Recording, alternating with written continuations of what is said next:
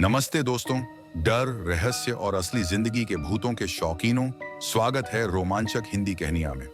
मैं हूं आपका होस्ट रॉय और सबसे पहले तो आप सभी को बहुत बहुत शुक्रिया। सच में ये पॉडकास्ट आपके बिना अधूरा है। चाहे आप नए हो या पुराने साथी, आज की कहानी आपकी रूह कांपा देगी। और हाँ, अगर आपके पास कोई डरावना अनुभव है तो हमें जरूर लिखें। हमारा ईमेल डिस्क्रिप्शन में है। हो सकता है अगली कहानी आपकी ही हो। तो आज की कहानी है उत्तराखंड के एक सुनसान जंगल में बनी उस कुख्यात कैबिन की, जहां तीन दोस्तों साक्षी, रोहन और तानिया को ऐसा खौफनाक सामना हुआ कि हॉलीवुड के इविल डेड जैसी फिल्में भी फीकी लगें। ये कहानी है एक शापित पत्थर, एक डेमन और वो रात जिसने उनकी जिंदगी हमेशा के लिए बदल दी। ये 2016 की बात है, अक्टूबर का आखिरी हफ्ता। साक्षी, रोहन और तानिया तीनों दोस्तों ने बोरिंग शहर की जिंदगी से ब्रेक लेने का प्लान बनाया। ऑनलाइन उन्हें ब्लैक पाइन फॉरेस्ट के बीचों बीच एक सस्ती कैबिन मिली। फोटो में वो कैबिन बड़ी प्यारी लग रही थी। पुरानी लगदी, छोटा सा बरामदा और चारों तरफ घने पेड़। पर जब वे पहुंचे तो सब कुछ अजीब था। कैबिन इतनी पुरानी और टूटी फूटी लग रही थी जैसे सालों से कोई वहां रहा ही ना हो।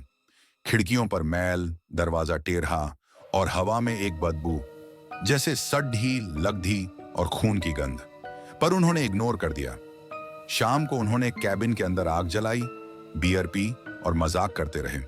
तभी तानिया ने एक अजीब हम की आवाज सुनी, जैसे जमीन के नीचे से कोई मशीन चल रही हो। रोहन, जो हमेशा से शक्की था, ने देखा तो पता चला कोने में एक ट्रैप डोर था जो एक डार्क सेलर में खुलता था। तीनों ने फोन की टॉर्च जलाई और नीचे उतरे। हवा ठंडी और गीली थी, जैसे कब्रिस्तान। वहां एक पुरानी शेल्फ पर उन्हें एक लकड़ी का बक्सा मिला, जिस पर अजीब निशान बने थे। रोहन ने बक्सा खोला। अंदर था एक काला पत्थर जो हल्का लाल चमक रहा था।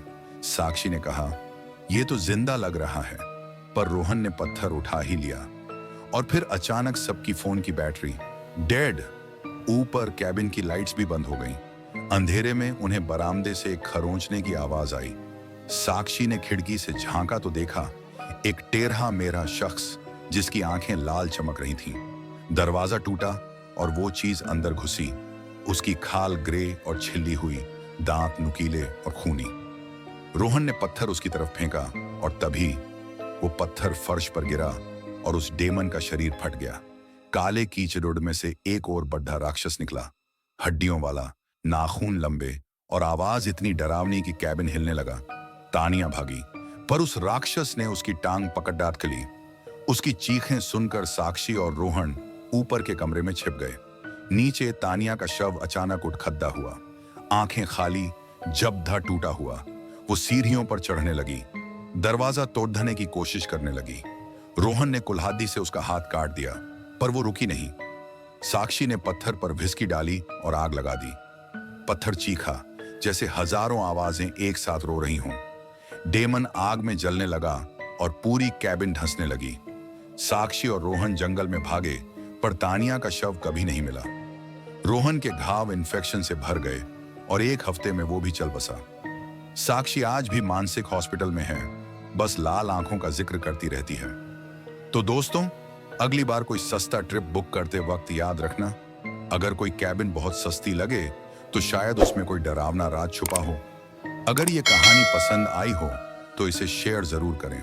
और हाँ, रात को सोते वक्त खिड़कियां बंद रखना। फिर मिलेंगे अगली बार एक और सच्चे रहस्य के साथ। जय हिंद और स्लीप टाइट।